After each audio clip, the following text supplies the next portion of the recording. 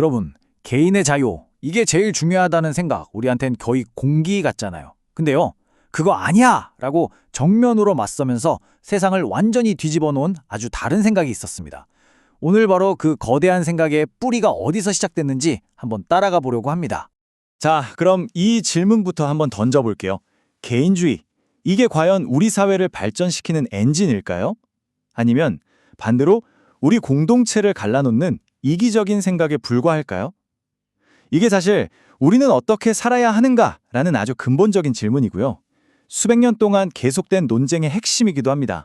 자, 이 거대한 논쟁을 이해하려면 먼저 그 반대편에 있는 생각, 그러니까 개인이라는 개념이 어떻게 세상의 중심이 됐는지를 알아야겠죠? 모든 이야기의 시작은 바로 여기입니다. 그러니까 토마스 홉스나 존 로크 같은 사상가들의 생각은 이거였어요. 나라는 개인이 먼저 있고 내 생명, 내 재산, 내 꿈 같은 걸 지키기 위해서 우리 다 같이 모여서 사회나 국가라는 걸 만들었다는 거죠.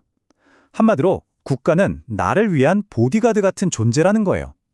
이게 바로 지금 우리가 너무나 당연하게 생각하는 현대 자유주의의 기초가 된 아이디어입니다. 그런데 말이죠. 모두가 와, 그거 정말 좋은 생각이다 라고 박수만 쳤던 건 아니었어요. 여기에 아주 강력하게 아니야! 라고 외치면서 등장한 철학자가 있었습니다. 그 이름, 바로 장 자크 루소입니다. 루소는 그의 책 사회계약론에서 정말 폭탄 같은 문장으로 시작합니다.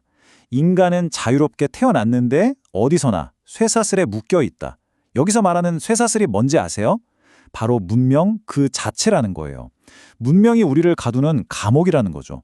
이게 정말 재밌는 지점이에요. 보세요. 똑같이 사회계약이라는 말을 쓰는데 의미가 완전히 정반대예요. 홉스나 로크한테 사회계약은 내 자유를 지켜주는 방패였잖아요. 그런데 루소한테는 그게 나를 꽁꽁 묶는 쇠사슬이었던 겁니다. 세상을 보는 틀이 이렇게나 달랐던 거죠. 루소는 한 걸음 더 나아가요. 인류의 모든 불행이 어디서 시작됐냐? 바로 어떤 사람이 땅에 울타리를 치고 이건 내 거야! 라고 말한 그 순간부터 라고 봤습니다. 그러니까 사유재산이라는 게 보호해야 할 권리가 아니라 모든 불평등과 싸움의 시작, 거의 원죄 같은 거라고 생각한 거예요. 자, 루소의 이 강력한 문명 비판은 약 100년 뒤에 또 다른 거인을 만나게 됩니다. 바로 칼 마르크스죠.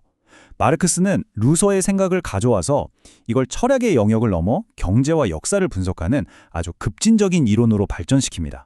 마르크스의 핵심 아이디어는 이거예요. 나라는 개인의 생각이나 욕망은 사실 별로 중요하지 않다는 겁니다.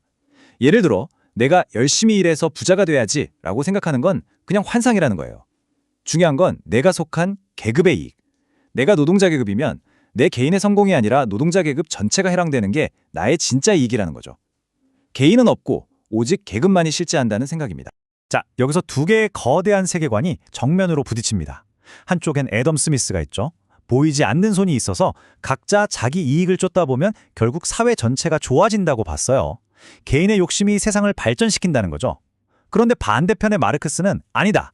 세상은 가진 자와 못 가진 자, 이 두 계급의 싸움으로만 움직인다고 본 겁니다. 개인의 이익이냐, 계급의 투쟁이냐, 정말 근본적인 차이죠. 그래서 마르크스가 꿈꿨던 이상적인 사회, 그러니까 모두가 평등한 공산사회가 되려면 전제 조건이 있었어요. 바로 개인이라는 개념 자체가 사라져야 한다는 겁니다. 개인의 독특함이나 창의성 같은 것보다 집단, 즉 계급의 이익이 모든 것에 우선하는 세상이 와야 한다는 거죠. 자, 이런 루소와 마르크스의 생각이 그냥 옛날 이야기, 책 속에만 있는 걸까요? 천만에요. 이 생각들은 지금도 우리 세상 곳곳에서 아주 강력한 메아리로 울려 퍼지고 있습니다. 한번 볼까요? 프로이트의 정신분석학, 문명이 인간의 본능을 억압해서 우리가 불행하다고 보잖아요. 이것도 사실 루소의 생각과 맞닿아 있죠. 또 오늘날 아주 강력한 힘을 가진 환경주의 운동도 보세요. 산업 문명이 지구를 망치고 있다는 비판, 이것 역시 문명 자체에 대한 근본적인 회의라는 점에서 같은 맥락에 있습니다. 특히 우리가 영화에서 이런 모습을 정말 많이 봐요. 늑대와 추물이나 아바타 같은 영화들 다 공통점이 있죠.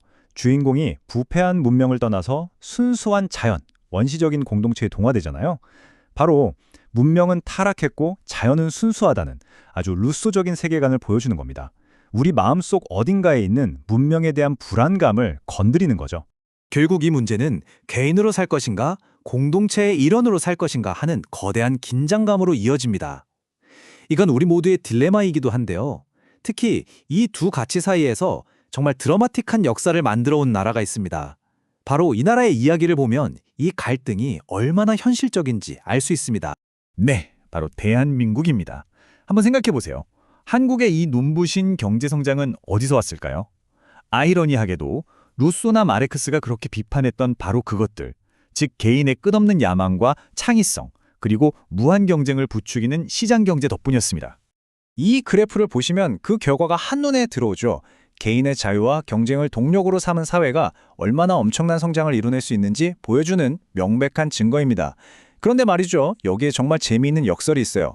우리는 경제적으로는 개인주의의 가장 큰 혜택을 본 세대인데 마음속으로는 여전히 나보다는 우리, 개인보다는 공동체가 더 중요하다고 생각하는 경향이 아주 강하게 남아있다는 거죠. 그래서 마지막으로 이 질문을 던지면서 마무리하려고 합니다.